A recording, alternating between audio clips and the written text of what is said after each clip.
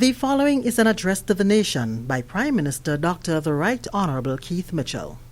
Fellow Grenadians, Caraconians, Peter Martinicans all, I greet you this evening to bring news of the much anticipated changes to the composition of the cabinet of our country.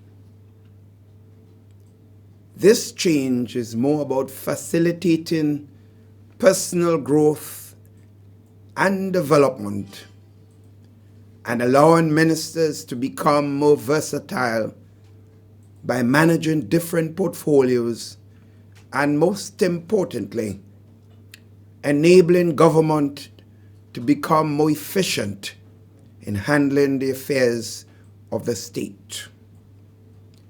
Those who have closely monitored and followed my style of leadership would know that in the middle of any term of office, my usual approach is to give ministers an opportunity to develop their skills in managing different areas of government, especially if they have served in one ministry for an extended period of time.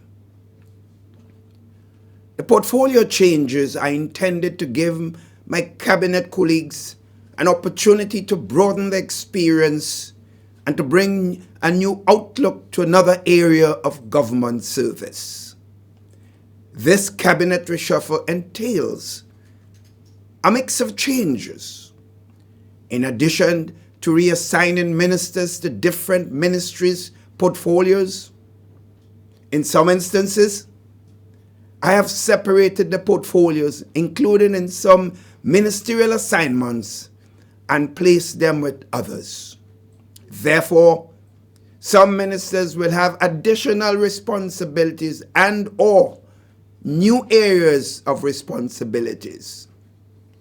This cabinet reshuffle will enable our performance by allowing us to build on the progress made and to solidify our achievements to date, while creating a springboard for future development. Fellow Grenadians all, these changes are being made with the clear understanding that we are living in COVID-19 period, and as such, they are expected to enhance our successful control of the virus. We have done an excellent job here in Grenada so far in preventing the spread of this disease. And while individual responsibilities plays a significant role, government's leadership in this regard has been critical in achieving the level of success to date. Therefore, the changes being announced now will enhance our ability to ensure the continued protection of our beloved country and its people. Sisters and brothers all, it is my firm belief that one of the greatest attributes of a successful leader lies not just in his accomplishments during his period of service, but also in the decisions taken to facilitate a smooth transition to new leadership.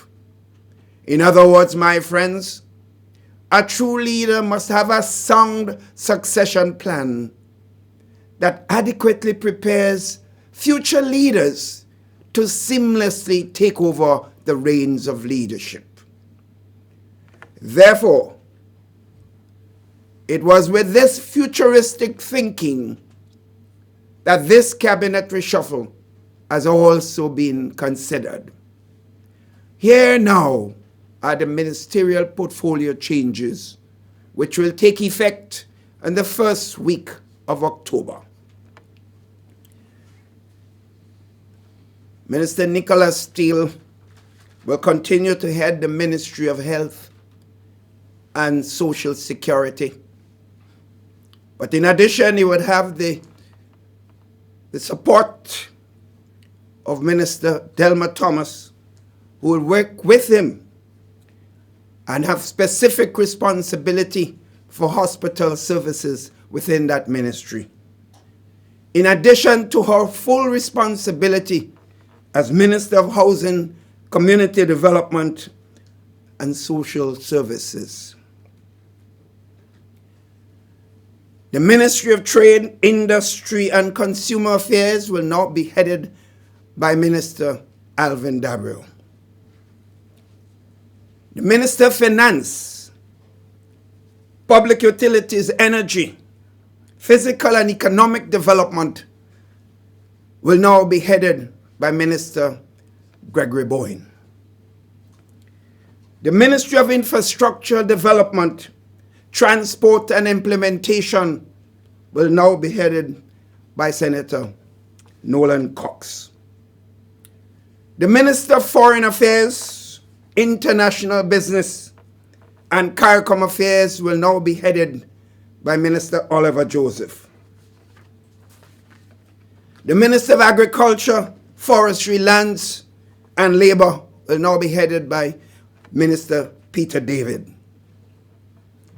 The Ministry of Sports, Culture, and the Arts, Cooperatives, Fisheries will now be headed by Minister Yulan Bain Horsford.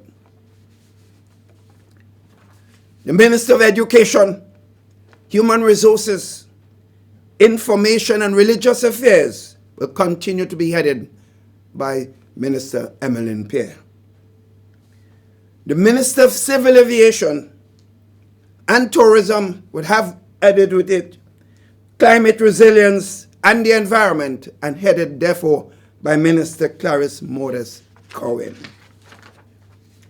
The Minister in the Ministry of Civil Aviation, Tourism, and Climate Resilience, with specific responsibilities for climate resilience and the environment, will now be led by Senator Simon Steele.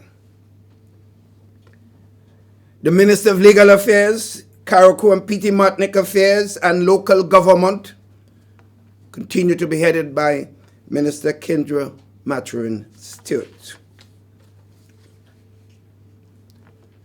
The Ministry of the Prime Minister's Office, Department of Public Administration, Home Affairs, National Security, Youth Development, and Disaster Management, and ICT will now be headed by the Prime Minister, your humble servant. The Minister in the Ministry of with special responsibility, in the Prime Minister's Ministry, with special responsibility for needy assistance, uniform allowance, special projects, and ICT will now be led by Minister Pamela Moses. The Minister in the Prime Minister's Ministry with special responsibility for youth development will be now led by Minister Kate Lewis. And the Minister in the Prime Minister, Minister of State in the Prime Minister's Ministry with special responsibility for disaster preparedness will now also be led by Senator Winston Gary. Ladies and gentlemen, sisters and brothers all, as I said at the beginning of this presentation, this is meant to give even more effectiveness to the management of this government. And ask therefore for your prayers for the new ministers in their new roles as they continue to guide and the safety and development of this beautiful country of Grenada, Carriacou, and Petite Martinique. Good evening. The preceding was an address to the nation by Prime Minister Dr. the Right Honorable Keith Mitchell.